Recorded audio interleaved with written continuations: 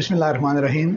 आबिद चाल हाजिर है इदारे उर्दू के उस सिलसिले के साथ जिसका उन्वान हमने रखा है एक सवाल, और इस एक सवाल के जवाब की तलाश में आज मैं साथ हूँ जनाब इदरीस आज़ाद के। सर बहुत शुक्रिया, आपने वक्त इनायत फरमाया। आपसे सवाल जो हैं वो मुख्तलिफ मौज़ूआत पर होते हैं, जिनमें से सबसे हमारा पसंदीदा मौजू इकबाल है जी।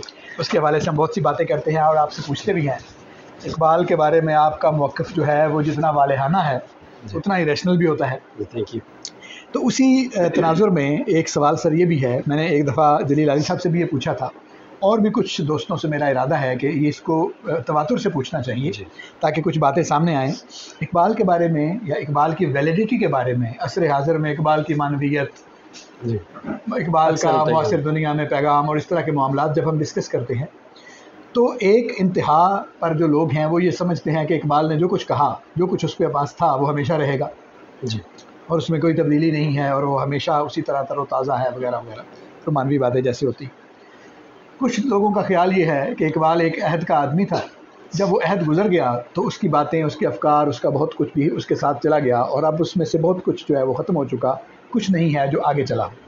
ज़ाहिर है ये दोनों रवैये जो हैं वो मेरा ख्याल है कि जुज़वी हकीकत उनमें हो सकती है लेकिन कुल्ली हकीकत नहीं।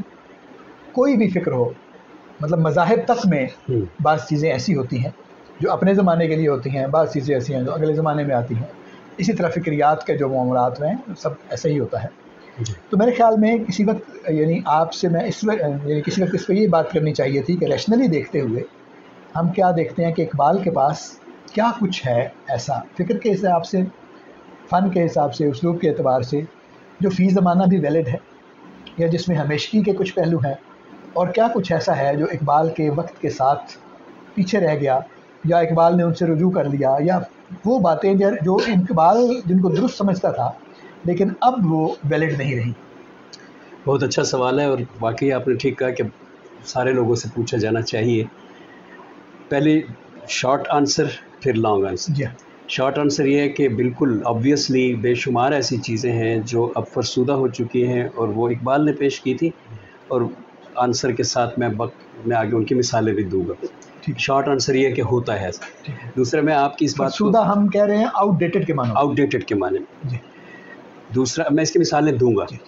दूसरा, मैं सराहना चाहता हूँ आपके इस ख्याल को कि मज़ाहिब में भी बहुत सी कई ऐसी चीज़ें या कुछ ऐसी चीज़ें आ जाती हैं कि जो आउटडेटेड हो जाती है, फरसूदा हो जाती है। जैसे मसलन ग़ुलामी का तस्वर जो था पहले, उसके बारे में मज़हब इस्लाम में कहा जाता है कि वो एक जायज़ चीज़ थी, अब तस्वर भी नहीं किया जा सकता। हालांकि इस दौरान कभी भी कोई फतवा नहीं आया कि आइंदा ये जायज़ नहीं होगी, बस सब ने उसको नाजायज़। इसलिए मज़ाहिब में जब ऐसा हो सकता है तो किसी मुफक्किर के ख़यालात में क्यों नहीं हो सकता, और ये आम सी बात है, अक्सर होता है। इकबाल को हम चूँकि तकसीम करते हैं, इकबाल एक पॉलीमैथ है, सिर्फ अदीब तो नहीं है, तो इसलिए इसको हम यहाँ में भी दो हिस्सों में तकसीम करेंगे। एक वो चीज़ें हैं जिनको इकबाल ने एज़ यूनिवर्सल्स बयान किया है और वो पिछले यूनिवर्सल्स के साथ अटैच करके बयान किया है, तो हम नहीं कह सकते कि वो अभी आउटडेटेड हुए हैं। उनमें से भी मैं उनकी भी मिसालें दूंगा। लेकिन जिन चीज़ों को इकबाल ने एज़ यूनिवर्सल बयान नहीं किया बल्कि सबसेट्स हैं, उनमें से इकबाल की फ़िज़िक्स के बारे में बहुत सी राय है, वो आउटडेटेड हो गई है। इकबाल की साइंस के बारे में बहुत सी राय, इवन कि इकबाल की पॉलिटिकल जो राय है वो काफ़ी सारी जो अब कारआमद नहीं रही। लेकिन जो चीज़ इकबाल की रेलेवेंट हो गई है पहले से भी ज़्यादा, और कभी रेलेवेंट नहीं थी इतनी, वो अब पहले से कई गुना ज़्यादा रेलेवेंट हो। वो बताने से पहले मैं ये अर्ज़ कर दूं कि एनेका हैरिस एक प्रोफेसर हैं, एक बहुत बड़ी साइंसदान हैं। असल में बेसिकली तो एक रिपोर्टर हैं, लेकिन उन्होंने अपने शौक़ से अपने आप को साइंस की तरफ मोड़ दिया। उन्होंने इस सदी को, और बड़ा नाम है उनका, बेस्ट सेलर हैं, उन्होंने इस सदी को नाम दिया है, 21वीं सदी को, सेंचुरी ऑफ कॉन्शियस साइंसेस। ठीक है, यानी ये पहली बार ऐसा हुआ है हिस्ट्री में कि इस सदी में सेल्फ को, खुद ही को थॉरोली स्टडी किया जा रहा है। अभी यहाँ बैठे बैठे मैं आपके सामने मुतअद्दिद ऐसे नाम बोल सकता हूँ, जैसे डोनाल्ड हॉफमैन है, जैसे नोबेल प्राइज़ विनर रॉजर पेनरोज़ है, जैसे स्टुअर्ट हैमरॉफ है, अभी मैंने एनेका हैरिस का नाम लिया, और सबसे बड़ा नाम डेविड चाल्मर का है। कि ये सारे बड़े बड़े, इनमें मैंने एक नोबेल प्राइज़ होल्डर का नाम, ये बड़े बड़े नाम हैं दुनिया के, लेकिन सब आज 21वीं सदी में सेल्फ को स्टडी कर रहे हैं, बिल्कुल ठीक, खुद ही को स्टडी करें। एक तो माइकल लेवन तो कहते हैं कि सेल जो है एक खुलिया, वो भी एक छोटी सी नन्ही सी सेल्फ है। जी सी सी, हाँ, और वो फिर उनका मजमुआ, फिर और मैं अर्ज़ ये करना चाहता हूँ कि जो चीज़ रेलेवेंट हो गई है, वो इकबाल ने कहा था, मुझे मेरे चेहरे पर स्माइल आई है दी रिकन्स्ट्रक्शन में, कि जदीद दौर की नफ्सियात को चाहिए कि अपनी लेबॉर्ट्रियाँ तब्दील करे, क्योंकि जिस न्यूटोनियन फ़िज़िक्स के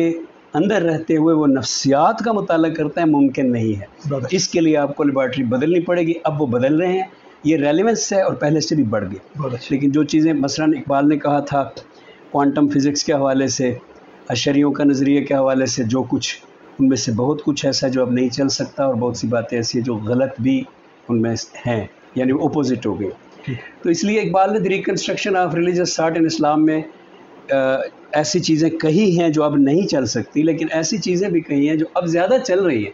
तो इसमें उसको वेट बढ़ जाता है उसका। बिल्कुल ठीक, बिल्कुल ठीक। तो इसी तरह जो मारूफ नज़रियात हैं जिन पे थोड़े थोड़े कॉन्फ्लिक्ट है, कुछ ऐसा का भी तज़किरा करना चाहेंगे कि जिनके बारे में समझा जाता है कि वो फ़ी ज़माना वैलिड नहीं है, लेकिन वो वैलिड हो गए हैं। यानी कुछ चीज़ें तो है ना जो मतलब जैसे आपने फरमाया वैलिड नहीं है और हो गए इकबाल के, या इकबाल के अब वैलिड नहीं रहे, यूँ है। जी, मैं ये गुजारिश कर रहा हूँ कि मुसल्लमात के बारे में आपने बात की ना, उनके बारे में तो अक्सर लोग मुत्तफ़िक है कि ठीक है वो है, लेकिन कुछ कॉन्फ्लिक्ट वाली चीज़ें भी हैं जो कुछ लोगों के ख्याल में फ़ी ज़माना वैलिड नहीं है, लेकिन इसका ख्याल है इसमें तनाज़ुर का भी फ़र्क हो सकता है ना। तनाज़ुर का फ़र्क इस तरह से हो सकता है, सियासी नज़रियात में, मैं सियासी की बात करने लगा था। तनाज़ुर का फ़र्क इस तरह से हो सकता है कि मसलन एक आदमी ये कहे कि इकबाल ने तो जी ये कहा था कि ए यूरोप वालों तुम तबाह हो जाओगे, तुम्हारी तहज़ीब अपने खंजर से आप ही खुद कुरेश की करेगी, और अब देखो यूरोप वाले तो बड़ा ऊपर चले गए। तो ये जस्ट तनाज़ुर का फ़र्क है, ये रियलिटी ऐसे नहीं हुई। ठीक है, इसलिए कि इकबाल ने ये 1907 में कहा था, 1914 में पहली जंग अज़ीम हुई, 1939 में दूसरी जंग अज़ीम हुई, 60% यूरोप जल गया। तो ये इकबाल ने जो उस वक्त कहा था उसका तो नतीजा निकल आया ना। अब अगर इतने अरसे बाद हमारा तनाज़ुर तो चेंज हो जाएगा। अब यूरोप तो बहुत तरक्की में, उसने दोबारा अगर वो अपनी रात से उठ तो इसमें वो मैं अर्ज़ कर रहा हूँ, इसमें कुछ तो तनाज़ुर का फ़र्क होगा कि हम उसको समझ नहीं पाए। बिल्कुल ठीक। लेकिन कुछ चीज़ें आउटडेटेड हो जाएंगी। जैसे इकबाल ने स्पिरिचुअल डेमोक्रेसी का एक नज़रिया पेश किया था और कहा था कि रूहानी जमहूरियत रिलीजन थ्रू पीपल होगा, और ऐसा मुल्क जहाँ इस्लामी निज़ाम हो, यानी इस्लामी मुल्क हो, तो उसकी जो असम्बली होगी वो फतवा देगी, और फतवा मौलवी नहीं देगा, तो वो हो जाएगी रूहानी जमहूरियत। तो असम्बली की हालत जो है रिलीजियस हो जाएगी।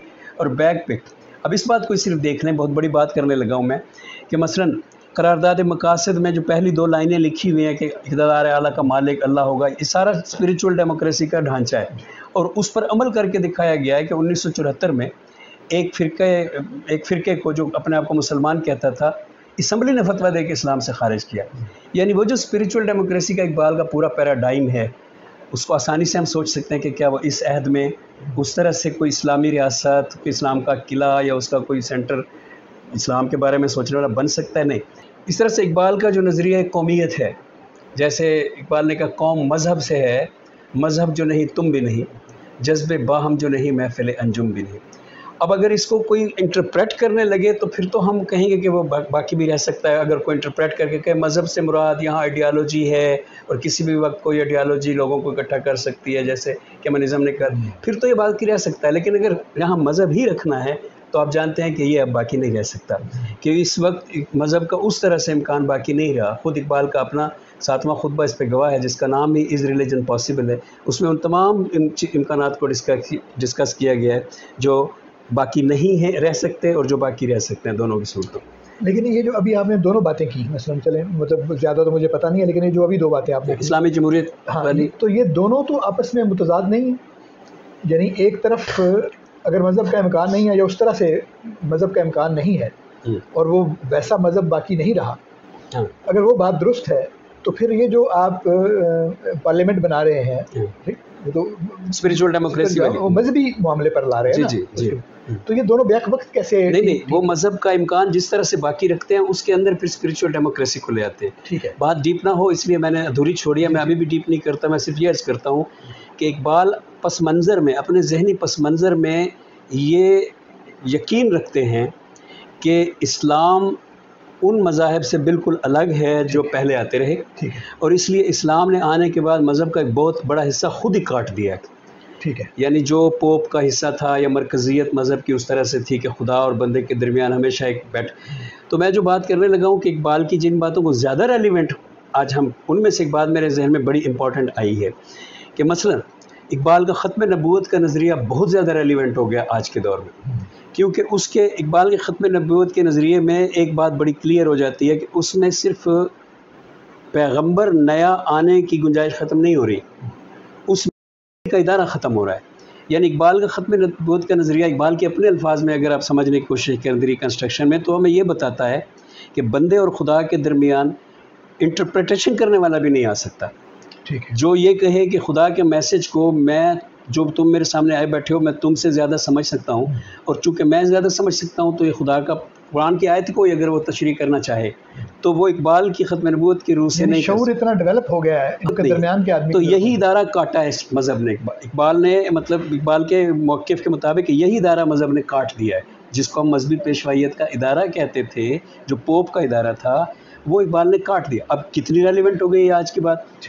سو اس پورے سینیریو میں ہمیں محسوس ہوتا ہے کہ ہاں اگر ہم نے اقبال کے رستے کو اختیار کیا ہوتا ختم نبوت کے حوالے سے، اس کو صرف اسپریچول ادارہ رہنے دیا ہوتا تو ہم بہت آگے ہوتے. ہاں ایک اور بات میں اقبال کے اس جو اپنے سوال کے حوالے سے کرنا چاہتا ہوں. سب سے پہلا کام یہ خراب ہوا ہے کہ اقبال کے جو شارحین ہیں ان کی میں 3 قسمیں کیا کرتا ہوں.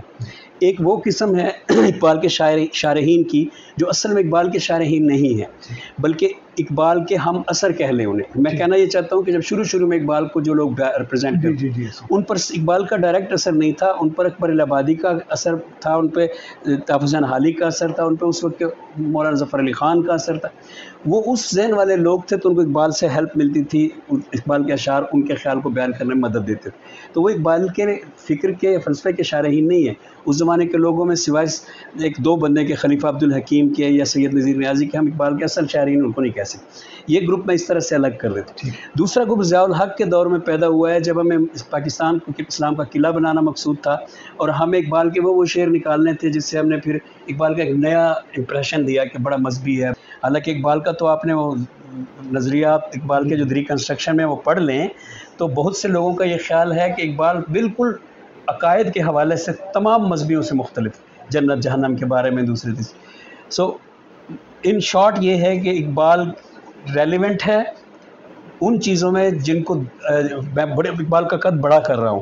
یعنی میں نہیں کر سکتا اپنی بات میں ایسے الفاظ استعمال کر رہا ہوں کہ اقبال کا قد بڑا نظر آئے، بڑا ہے، میں نہیں کر سکتا. وہ یہ کہہ رہا ہوں میں کہ اس وقت ماڈرن ورلڈ جس طرف مڑ چکی ہے، سائنس کے جس رخ کی طرف مڑ چکی ہے، ایون کہ وہ مائکرو ٹیوبیلز کی بات کر رہے ہیں کہ کوانٹم تھاٹ ہے جو ہمیں سیلف دیتی ہے، تو اس طرح کی باتیں ہو گئی، ساری کی ساری اسی کے گرد گھوم رہی ہے جو سرار خودی میں لکھا ہوا ہے. اور بہت بڑے سائنسدان آ گئے. تو یہ دیکھیں کتنا ریلیونٹ ہو گیا اقبال.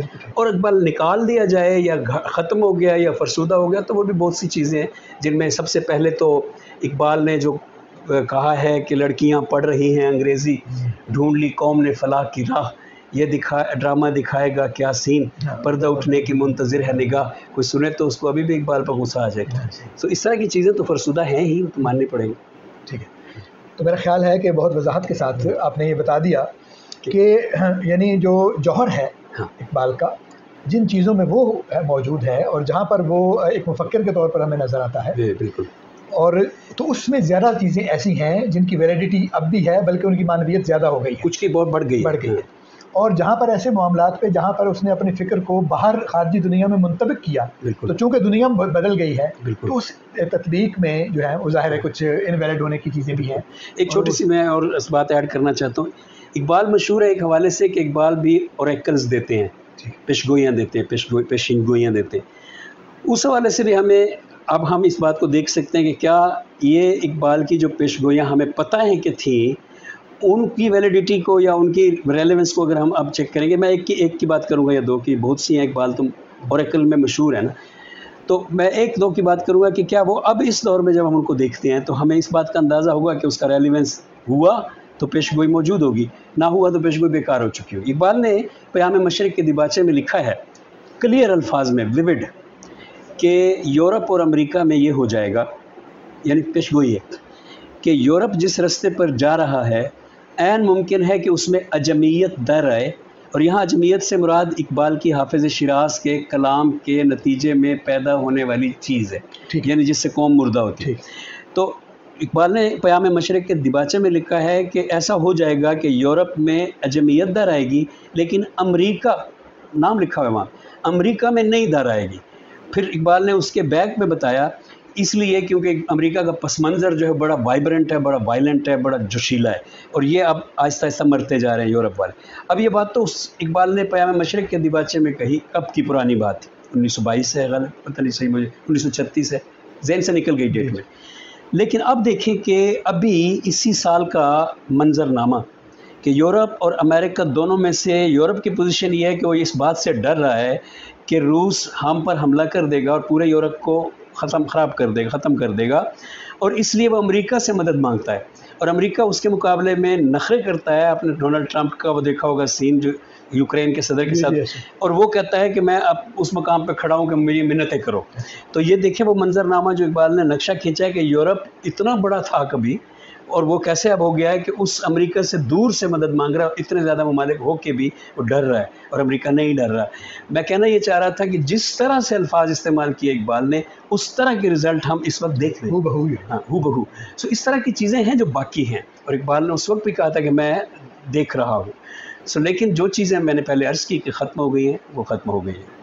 چلیے بہت شکریہ۔ ایک متوازن نقطہ نظر جو ہے وہ ہمارے سامنے آیا، اس بات کو انشاءاللہ کسی وقت ہم آگے بھی چلائیں گے، تو امید ہے کہ ہمارے دوستوں کو یہ باتیں پسند آئی ہوں گی۔